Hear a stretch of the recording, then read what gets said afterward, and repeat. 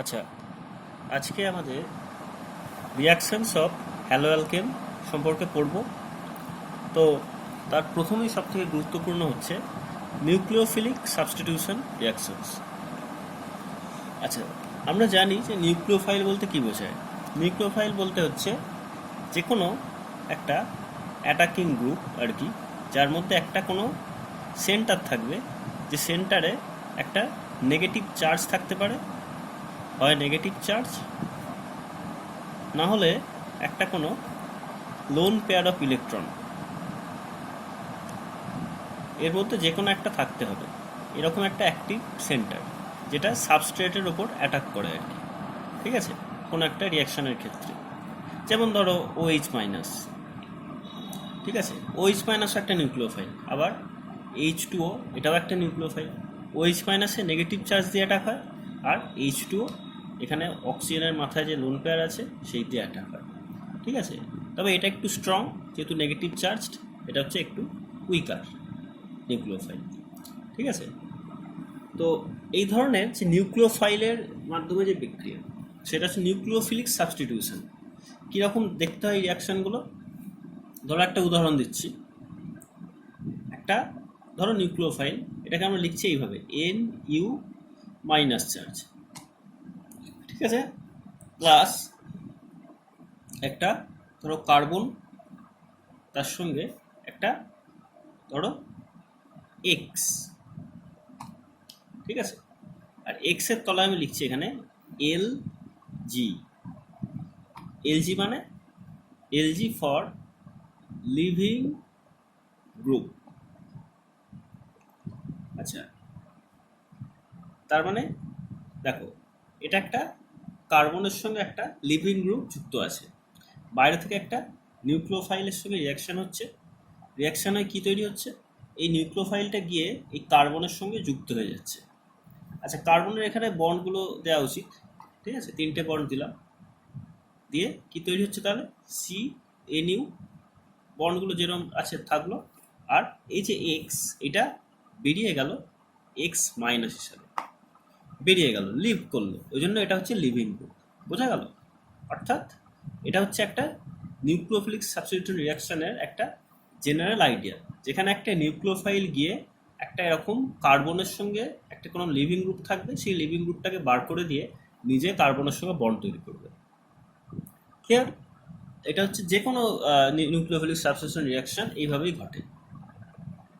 এইবার nucleophilic substitution reaction এইভাবে যে ঘটে ঠিকই, তবে এর মেকানিজম, যেটাকে আমরা বলছি মেকানিজমটা, কিন্তু অনেক রকম হতে পারে, বিশেষত দু রকম হতেই পারে।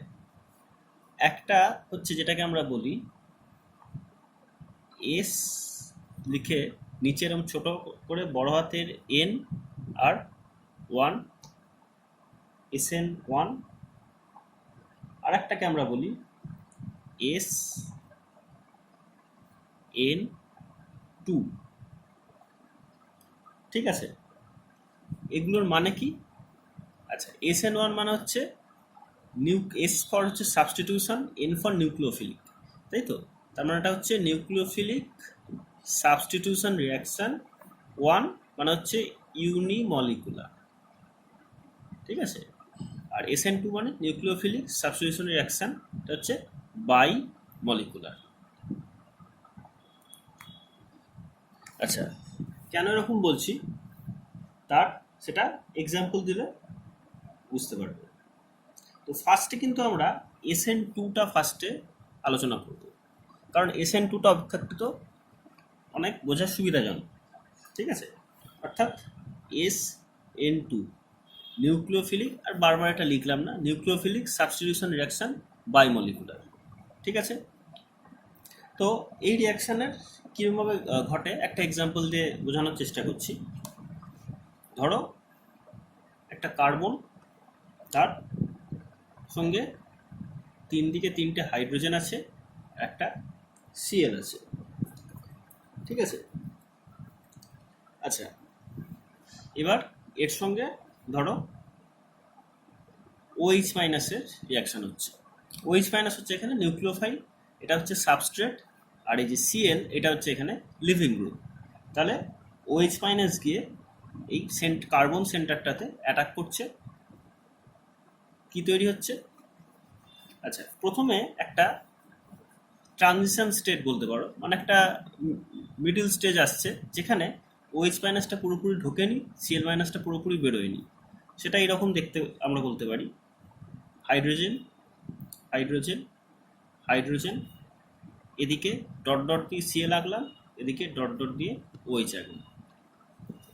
আর নেক্সট স্টেপে কি হচ্ছে, পুরোপুরি এই সিএলটা বেরিয়ে চলে গেছে, তখন খালি হাইড্রোজেন হাইড্রোজেন হাইড্রোজেন রয়েছে, এখানে OH রয়েছে, আর তার সঙ্গে আছে হচ্ছে সিএল মাইনাস। তার লিভিং গ্রুপ তার কাজ করেছে, বেরিয়ে চলে গেছে, নিউক্লিওফাইল অ্যাটাক করে সাবস্ট্রেটের সঙ্গে রিয়াকশন করে ফেলেছে। আচ্ছা, এই যে মিডিলে যেটা আছে এটা হচ্ছে একটা ট্রানজিশন স্টেট, মানে এটা কিন্তু স্টেবল হবে না, এটা কয়েক সেকেন্ডের ভগ্নাংশের মধ্যে কিন্তু এখান থেকে আবার এখানে চলে যাচ্ছে। ঠিক আছে, অর্থাৎ এটাতে কার্বনের এখানে 5টা ভ্যালেন্স হয়ে যাচ্ছে, এটা যদি স্টেবল হতো, তাই তো? তাহলে এইটা হচ্ছে SN2 রিয়াকশন। SN2 রিয়াকশনের ক্ষেত্রে যেটা, কেন SN2 বলছি, কারণ দেখো এই রিয়াকশনটা যখন হবে, এই রিয়াকশনটা হওয়ার জন্য দুটো জিনিস লাগছে, একটা হচ্ছে সাবস্ট্রেট, একটা হচ্ছে নিউক্লিওফাইল। এবং এই রিয়াকশনের যে রেটটা, আমরা তো কাইনেটিক্স পড়েছি, তাহলে এই রিয়াকশনের রেটটা ডিপেন্ড করছে দুটোরই ওপর, একদিকে সাবস্ট্রেট, একদিকে নিউক্লিওফাইল। অর্থাৎ কে, একটু এটাকে যেমন এখানে CH3Cl আছে, CH3Cl আর হচ্ছে OH মাইনাস, অর্থাৎ কে এর সঙ্গে যে দুটো কনসেন্ট্রেশন ফ্যাক্টর দুটোই কিন্তু রয়েছে, তাহলে এটার একটা 1, এটা একটা 1, মানে হচ্ছে 2, অর্থাৎ রিয়াকশনটা হচ্ছে একটা সেকেন্ড অর্ডার রিয়াকশন। ওই জন্য এটাকে আমরা বলছি SN2, অর্থাৎ এখানে দুটো মলিকুল রিয়াকশনের কনসেন্ট্রেশনে থাকছে। ঠিক আছে? আচ্ছা, আর SN1 জিনিসটা কি? এবার হচ্ছে SN1 রিয়াকশন। SN1 রিয়াকশন সেটাকে এইভাবে আমরা লিখতে পারি, ধরো এটাকে আমি এইভাবে লিখলাম, একটা এখানে কার্বনের সঙ্গে একটা ধরো R গ্রুপ আছে, এদিকে একটা R গ্রুপ আছে, এদিকে একটা H আছে, এদিকে একটা H আছে, এদিকে ধরো Cl আছে, আর এখানে ধরো OH মাইনাসই আছে ধরো। ঠিক আছে, তো রিয়াকশনটা কীরকমভাবে হবে SN1 হলে? ফার্স্টে খুব স্লোলি এই যে CCl বন্ডটা দেখছো, এই বন্ডটা ভেঙে যাচ্ছে, বন্ডটা খুলে যাচ্ছে, খুলে তৈরি করছে একটা কার্বোক্যাটায়ন, যেটা হচ্ছে CrH, এখানে হচ্ছে প্লাস প্লাস Cl মাইনাস। ঠিক আছে, কিন্তু এই যে দেখছি আমরা স্টেপটা, এই স্টেপটা কিন্তু খুব স্লো স্টেপ বলা হচ্ছে, এখানে লেখা থাকে স্লো, কারণ এখানে তো বাইরে থেকে কেউ অ্যাটাক করছে না, এটা ডাইরেক্টলি কিন্তু আস্তে আস্তে নিজে থেকে খুলে যাচ্ছে। ওই জন্য এখানে লেখা হয় স্লো এবং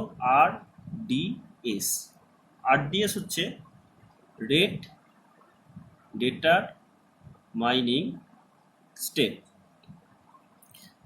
এর অর্থ কি দেখো, এর পরের স্টেপটা দেখলেই বুঝতে পারবে, এটা হচ্ছে তার মানে স্লো, তাই তো, স্লো স্টেপ।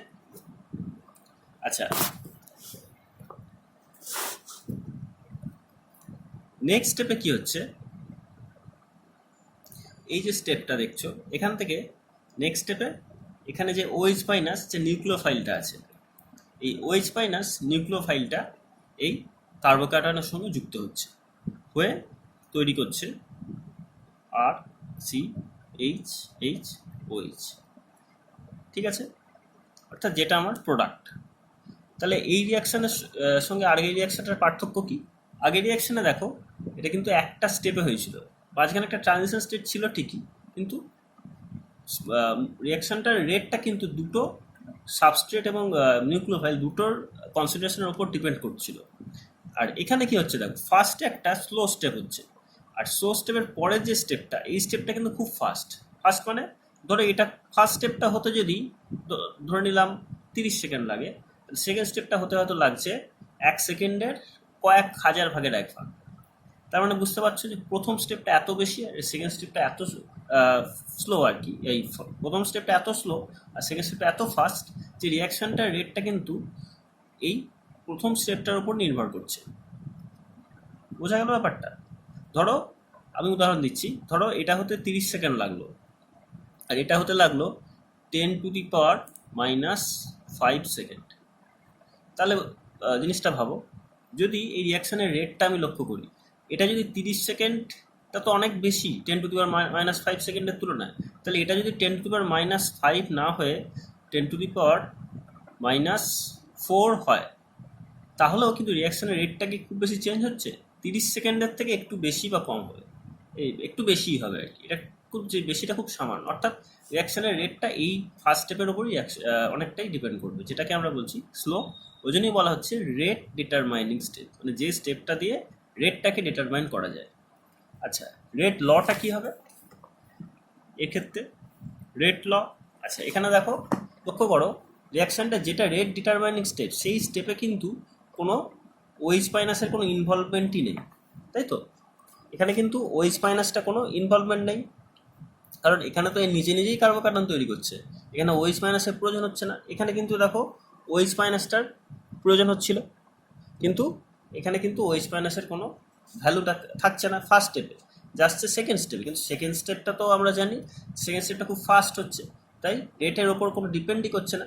তাহলে আমার ফার্স্ট স্টেপটা সেটাই হচ্ছে স্লো এবং সেটাই হচ্ছে রেট ডিটারমাইনিং স্টেপ। তো সেই স্টেপে কিন্তু কেবলমাত্র এই যে অ্যালকিল হ্যালাইডটা সেইটাই থাকছে, আর তো কিছু লাগছে না। ওই জন্য এই রিয়াকশনের ক্ষেত্রে কেটা হবে, সরি কে এখানে রেটটা হবে হচ্ছে কে ইন্টু, এখানে যেমন আর আমি লিখেছি এখানে আর CH2Cl, তাই তো? আর CH2Cl একটার কনসেন্ট্রেশনের উপরে শুধু ডিপেন্ড করছে, অর্থাৎ এটা হচ্ছে একটা